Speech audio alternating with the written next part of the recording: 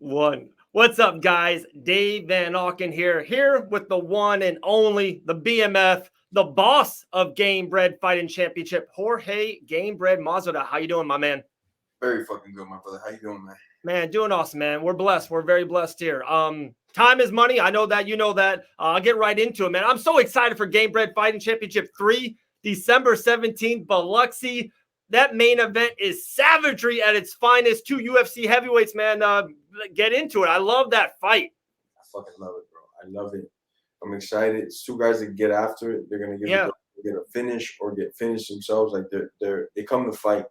So just them alone fighting glove that I would have been watching it. When we're talking about bare knuckle, oh shit. I mean, line them up. Everybody wants to see this, you know? Right. And one thing I was talking with Dean Tool earlier today about it, and you know how the fight cards are. You know, you hear a name like Canelo, and you hear a main event like Poirier and Oliveira coming up, and all these names. One thing I think is so great about Gamebred Fighting Championship is that the brand itself, Gamebred Fighting Championship, sells itself. Like you don't need as much as the Warriors inside are so integral, right? But the name Gamebred Fighting Championship is so huge and has such a great brand to it. What's the potential of Gamebred Fighting Championship, you think? So we're gonna go as hard as we can, get guys the biggest paychecks that we possibly can. Um, for a company of our size, right now. Obviously we're not freaking $1 billion company, anything crazy like that. But I just I want to give a good product to those watching, and I want to do right by the fighters, as right as I can. As the paychecks and the sponsorships get bigger, so will the purses and such for the fighters. So that's our first thing: putting on great fights and taking great care of the fighters. And so far, everything's working out just fine. You know, it's going pretty according to plan. The stars are lining up. This card's gonna be fucking ginormous. Yeah, it is. It's a great card so far, my man. All right. I know you can't announce some things in the future with and maybe MMA promotions, maybe even ever getting into boxing. Who knows? Have you thought, 5 years ago, 10 years ago, even a year ago, did you ever think that you yourself personally would be on so much on the promotion side, so heavy, so deep into it? Yes, no. More like I thought I'd be like maybe a freaking spokesperson for a company, Right. but not like number one owner of company, you know? This little difference there, you know. I thought I'd just be like a liaison to a lot of these companies because obviously I know the sport in and out. I know the business side of it, I know the freaking fighting side of it. I know a lot of this thing from a spectator side of it. You know, I know this business in and out, and the people that roll with me know this business in and out. So I always thought I'd have like giving advice to a company or things like this, being a specialist for a company, but this is even better. I own the company. It's different, way better. Absolutely. You're the boss, my man. So I've been to both events, I've seen you both times there at GFCs. One thing I don't think the common folks realize is, I've been at cage side both times. The feel, the sound, it's just something that you have to be there live. You got to witness this. You got to feel it. Is it a different feel to you? Like I know you've been to fights your whole life, backdoor, you know what I mean, backyard, the biggest UFC fights in the world, any promotion. But is it different for you even sitting ringside and seeing it so close?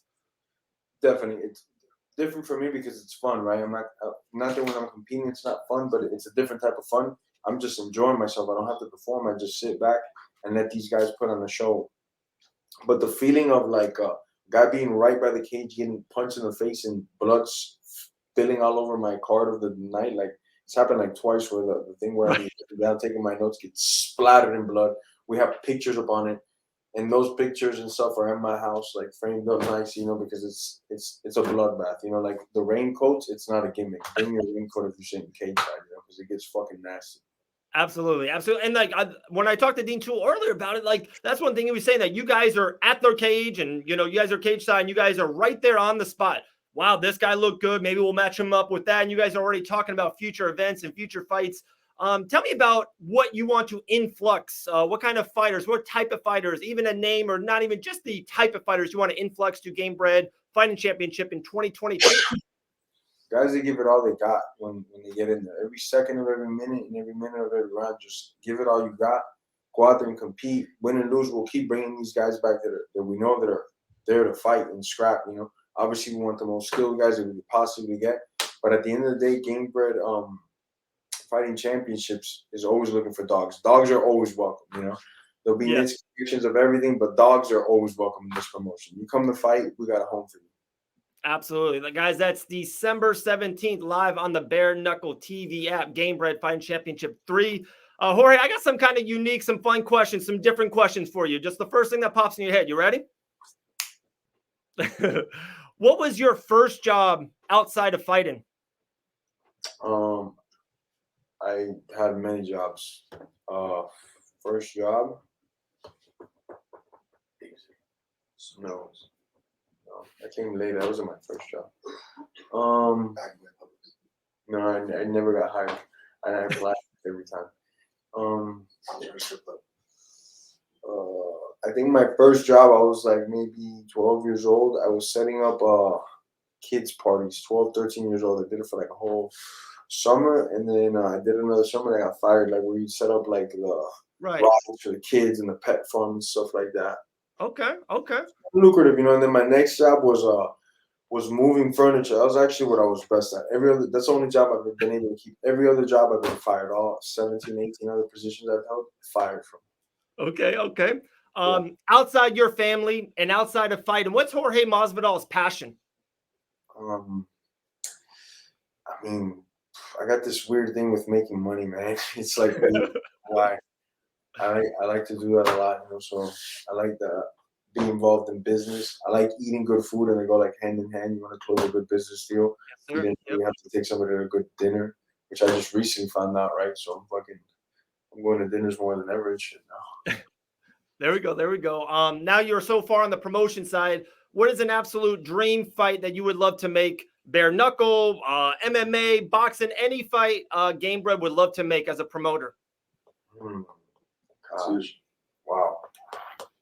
Putting me on the spot because we got some big names that we would love to see throw down. Gypsy King.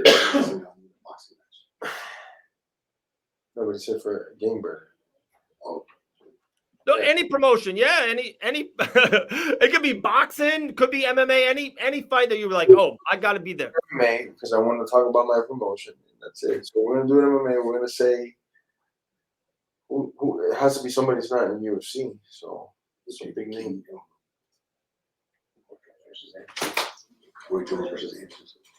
MMA though.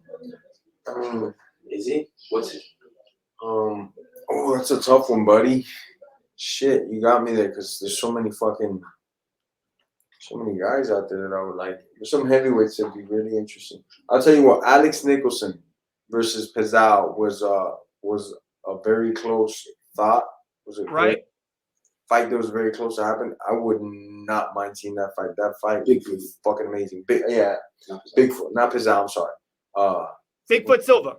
Bigfoot Silva versus Alex Nicholson was a big talk, as well as Alan Belcher versus some other big names that we had, and even Alan Belcher in the future, maybe. Wow. Alex Nicholson. There's some fights that I'm very excited about, just even thinking about. Like those guys, bare knuckle, oh my gosh. Yeah. Insane. At heavyweight. Would be ridiculous. It would be bananas for sure. What actor would play Jorge Masvidal in a movie about Jorge Masvidal? We need like a good Latin person, you know, so we can give the work to my Latin people and they can portray me well, you know, the culture and all that, you know, swag and sauce that we bring. So be one of these great Latin actors. I'm undecided on who's gonna play that, you know. Okay. Couple more for you, my man. I know that you train at some of the best gyms in the world, right? You go to American Top Team, you train all over the world. If you're going off numbers and only numbers, which everybody understands, numbers usually more than opinions. I am at the number one gym in all of the world, American Top Team.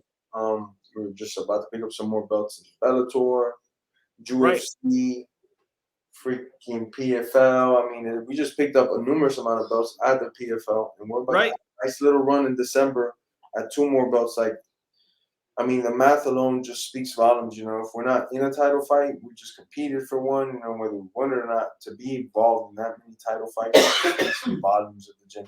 And not just across the UFC, it's PFL, it's Bellator. Correct, yeah. You know what I'm saying? Like across the board. And that's my question. I commented on Island Fights just a couple weeks ago where Bo Nichols knocking out people in 40 seconds. It's incredible. Like, Name me one guy that's underneath, a up and comer, a young guy. We just saw Cody Law go 5-0 for Bellator MMA. Who's a guy who you like, Dave? He's guaranteed champ. Like he's gonna make the belt sooner or later in the years upcoming. And I got a couple guys, man. I'll drop on you.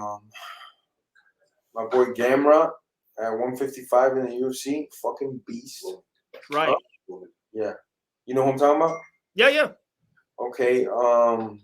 There's also Arman at 155, American Top Team, another beast. Wow, freaking another guy that can just wrestle and strike. Like we got two guys there that are in the running hard to do something very special. We got my boy Roman Farrell. He just got the Bellator knockout with the knee. He's been training with us for a couple of years now, 2-3 years. And this kid is like serious. Knee with that knee, but his striking in the pocket, outside range, like he's a phenomenal striker with a lot of power. I won't be surprised if he goes on like a sick run of just knocking people out left to right. So I've worked out with him a lot, and this kid is gifted a lot. Unbelievable. More, Unbelievable. Two left for you, my man. I saw you talk. I'm gonna leave you another one. My boy, which he's at no time gonna grab a belt and capture headlines all across the world. Johnny Evelyn. Remember that name? Long-time training partner of mine. We've been beating the crap out of each other for like 5-6 years. Keep your eyes on Johnny Evelyn. This dude's going to do some fucking huge things, mark my words. Yeah. Huge prospect in Bellator. Huge. Yeah. Love me some Johnny. At the gym, what he does at the gym. Who? Austin Vanderford. Oh, my boy, Austin Vanderford as well. Another top team fucking alumni about to fight for a belt as well. Yes, sir. I mean, we're stacked. It's just fucking from top to bottom. There's always like a good guy that I can go with in that building. Right. It's amazing. It is. The next generation at ATT is incredible right now. So yeah, I listened to Ariel's conversation with you, and Malky was up there, and of course AEW was matched up and talked around. I'm not going to ask you when you're going back. What's what? I would love your take on what the difference is between the wrestling atmosphere when you're there and the live people and you're flying. You need Chris Jericho and the crowd, the audience, and the difference between a UFC or a Gamebred Fighting Championship audience and crowd. Is there a difference of the atmosphere? They're very similar, okay, but they both have a different type of like nostalgia. Is a good way to say it. I think like they the adrenaline for both it's huge when they're knocking somebody out, but it's different. Also, the one in the UFC, to me, I love it. It's what I'm most addicted to. That is my favorite drug of choice. So, I don't know how to put it. It's very different. But I'll tell you what, it's the atmosphere in the wrestling, it's very similar to the guys in MMA backstage. How they're acting, so very calm, chill, just ready to go out, do their thing. A lot of guys are beat up during the pro wrestling. Got the ice packs on the freaking neck, back, all over the place. Guys are beat up, like gash right over their face. People don't realize what a beating these guys take, and they're doing this 2-3 times a week, just every freaking week. It's a beat down on the body. Yeah, unbelievable. Yeah, no weeks off. It's unbelievable what they do. It really is. I don't know how many matches they get. Some crazy amount of matches they end up with. How many matches usually pro wrestlers do? Man, wow, 100 and something matches. Yeah, they travel 300 days of the year. Travel 300 days of the year, something crazy like that. It's work. Yeah, it really is. Last one for you, my man. Like I said, guys, Gamebred Fighting Championship 3, December 17th, Bare Knuckle TV app. Fun one for you. You're eating dinner. You were talking about how much you love eating all that stuff. You can pick any two people in the world, dead or alive. Who would you go to dinner with? Oh, that's a great fucking question. Napoleon Hill. Okay. Alfred. I've asked this guy a lot of questions. Not only do I want to have dinner with this guy again because he's always giving me great advice, but I feel like pissing some people off. So you already know what the answer is. Donald Trump. What's up, man? What's up, Trump? Let's go to dinner, man. I need some more advice and shit, bro. Come on, my brother. Hook me up. If you see this, let's get dinner. I need some advice on some of these stocks, what to do, what not to do. Hit me up, man. There we go. The boss of Gamebred Fighting Championship, the BMF, Jorge Gamebred Masvidal. Thank you, my man. Appreciate your time. Let's talk soon, all right?